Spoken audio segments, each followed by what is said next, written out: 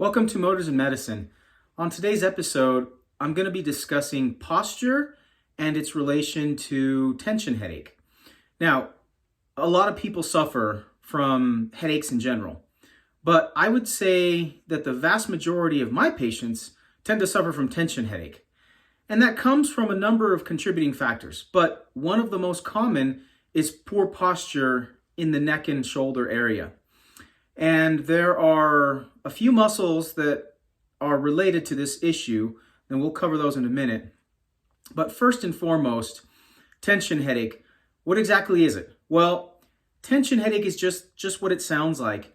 It's where you have muscles that are being elongated or stretched beyond their normal anatomical position, causing tension at either end, origin or insertion. And if that happens to be the case, then you start to get a lot of side effects from that. Number one, you'll start to develop pain in the muscle itself. And secondary to that, you're going to start to get unwanted spasm and positional discomfort. Now, the thing to keep in mind, the thing to remember, is that if you simply focus on a few simple things, you can relieve that tension and alleviate the development of those headaches. Now, first, what I'm going to do is go over the muscle groups that tend to be most affected by that poor posture of the head, neck, and shoulders.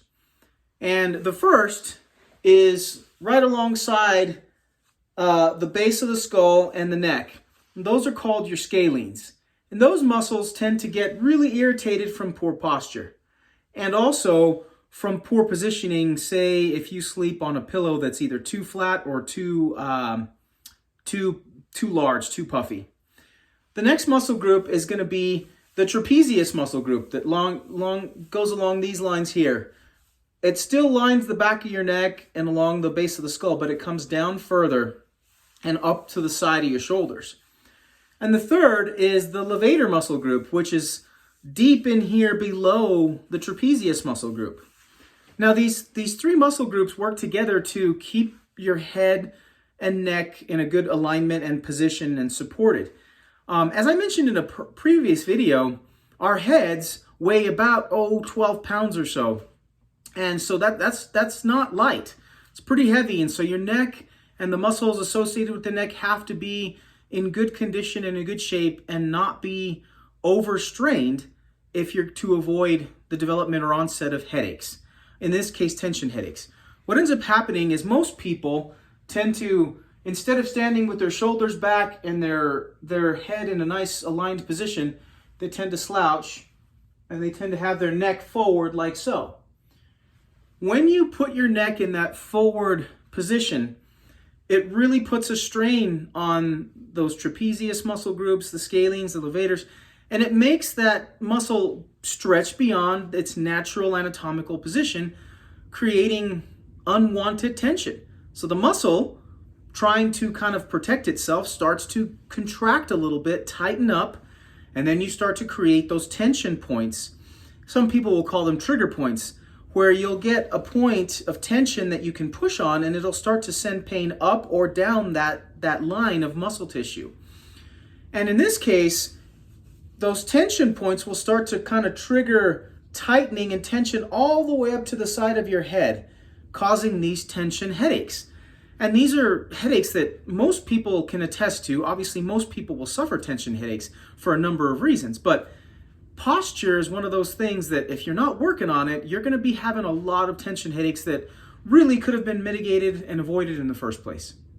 So how do we avoid the tension headaches and how do we create better posture? It's real simple. You stand with your back against a wall. And the idea here is to try to keep your shoulders back, not necessarily in a braced position like military, but just your shoulders in a nice straight position. Keep your head aligned and your chin down so that you're looking forward. A lot of people tend to just get lazy and let their shoulders roll forward. And then when that happens, their chin comes forward and they kind of have this posture. My daughter's guilty of this particular thing.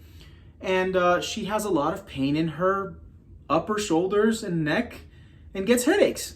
Well, because she's getting tension headaches. So ideally, you just want to have chest up a little bit, shoulders back, and your head is going to be looking neutral, but ideally you want your chin back just a ways. At first, it'll seem a little counterintuitive and a little bit maybe uncomfortable, but that's because you're so used to having your neck in a forward position that it's not going to be the most comfortable position to begin with. But as you continue to work on that, you'll improve the tension in the muscles and reduce the onset of those tension headaches. One thing to keep in mind as well is, like I mentioned a second ago, is when you lay down to go to sleep at night, you got to make sure that your pillow is keeping your neck in a very neutral position. So if you're laying on your back, you want that support right at the base of your neck, and you want to see that your head and neck are in a very straight line. And then if you're laying on your side, you want to make sure that you're also neutral and not tilted one way or the other, because that's going to put undue stress on those muscles. It's going to create those tension points, and that's going to lead to the headaches.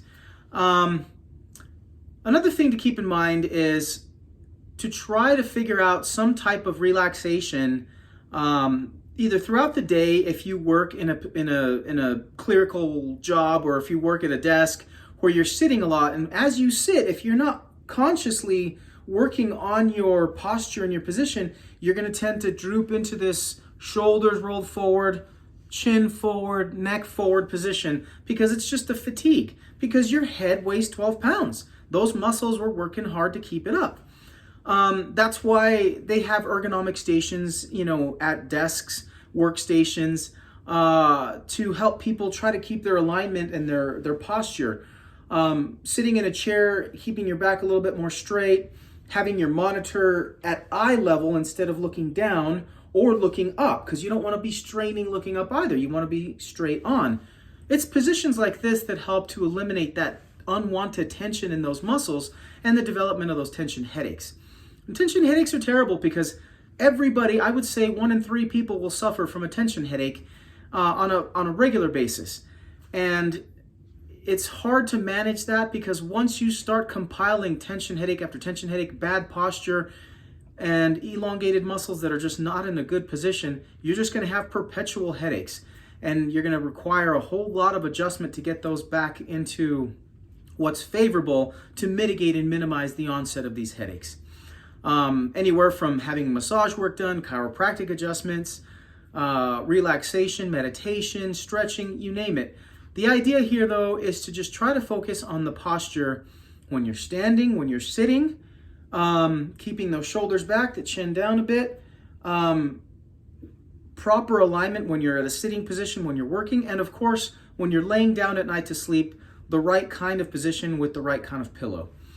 You do these things and those tension headaches will start to decrease and diminish, and those muscles will release and start to loosen up to where you won't have as much tension and you won't have as many headaches.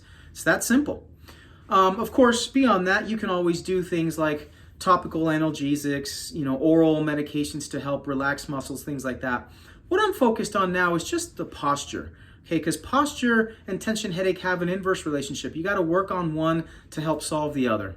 So hopefully this information helps you guys out. Hopefully you guys will understand that these types of headaches are very common, and they're manageable, they're preventable, they're treatable. You just have to do the right things and take the right steps. So like always, please, if you enjoyed this content, if it was helpful for you, hit the like button, subscribe if you haven't. And then again, I appreciate your support, and I'll see you on the next video. We'll get back into the cars. But until then, this is Motors and Medicine signing off. Thanks.